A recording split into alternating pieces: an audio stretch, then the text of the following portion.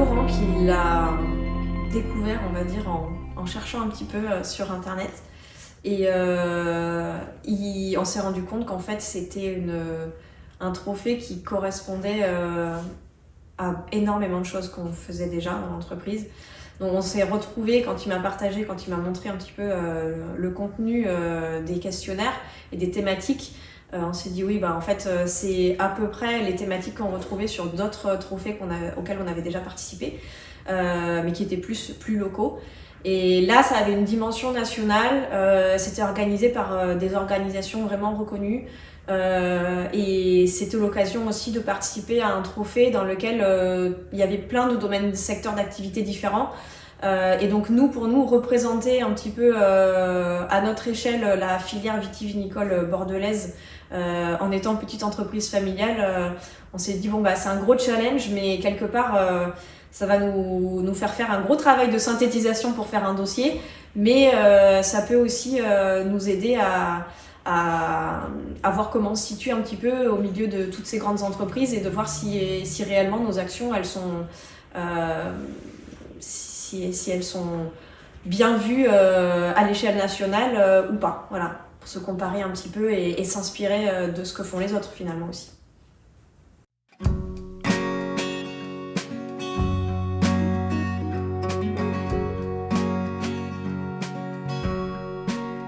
Alors, plus-value pour moi, sincèrement, aucune, sauf que je trouve ça très drôle, très amusant d'aller se confronter à des gens qui ont plein de fonds financiers à attribuer à ça, qui peuvent mettre des équipes complètes pour monter les dossiers, alors que nous, c'est pas le cas, on fait ça avec toi, on fait ça, moi quand le premier que j'ai fait, je l'ai fait tout seul à temps perdu, ça m'a pris des heures et des heures.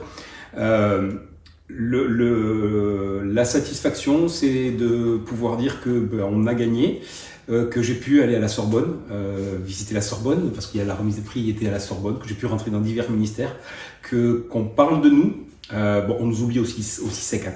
Mais quelque part, on a une visibilité, nous, en tant que Vignoble Rousseau, petit producteur en Bordeaux, on a une visibilité que peut-être plein de gens nous envient. Ouais. Pour les défis RSE, donc nationaux, on a choisi de participer dans 2 catégories. Donc dans la catégorie environnement, parce que d'après toutes nos certifications environnementales et d'après l'ancienneté de notre engagement, ça nous paraissait assez logique. Et on a aussi participé sur un deuxième aspect qui est donc le côté capital humain, RH, donc plutôt social.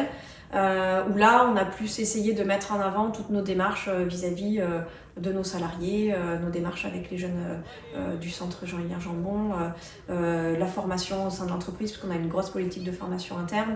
Voilà, donc c'est plutôt tous ces aspects-là qu'on a mis en avant sur la deuxième thématique. Alors, l'intérêt, c'est de nous démarquer. J'ai toujours été pas un chasseur de trophées, mais quelque part essayer de voir ce qui se passait, pas qu'en agri, parce que l'agri est quand même égocentré. Et moi, ce qui m'intéresse, c'est pas forcément l'agri. Il y a plein de techniques que je vais amener qui sont pas de l'agri et qui sont maintenant ici.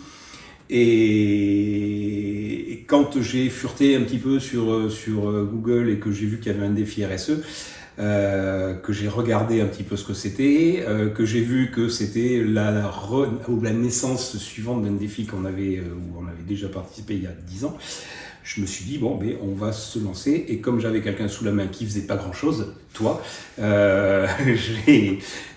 t'ai chargé de monter le dossier. Le fait de participer à ces types de trophées, comme on a pu le faire précédemment avec les trophées de terre de vin Bordeaux Vignoble Engagé, par exemple, ça nous apporte pas spécialement de visibilité à long terme.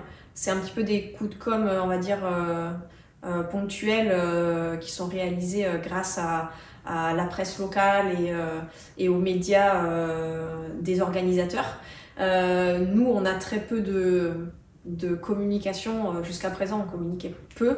Donc, on n'a pas beaucoup mis en avant ces choses-là. Et c'est plutôt une manière de rassurer nos partenaires, nos clients, de leur montrer qu'on est toujours dans une démarche d'amélioration continue. Mais c'est pas vraiment, on n'en retire pas forcément de de bénéfices chiffrables et de chiffre d'affaires derrière. Voilà.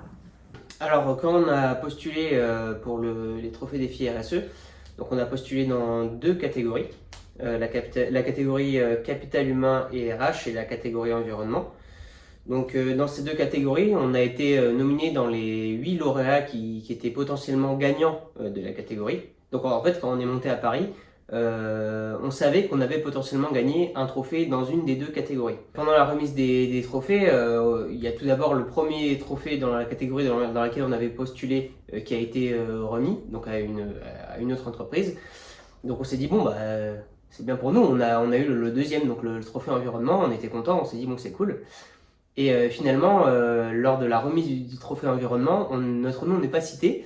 Et là, on a été un peu surpris, on s'est dit bah tiens c'est bizarre, on est monté pour rien finalement. Ils nous ont appelés juste pour qu'on soit là et qu'on voit les trophées. Et du coup, c'est à ce moment-là que Laurent s'est mis à compter les trophées sur la table pour savoir si ça correspondait au nombre de catégories existantes pour les trophées défis RSE. Et nous ne connaissions pas l'existence d'un prix coup de cœur. Et donc ça a été là la belle surprise finalement, c'est que on a été récompensé du prix coup de cœur du jury, qui était finalement un prix encore plus beau que ceux qu'on attendait quoi.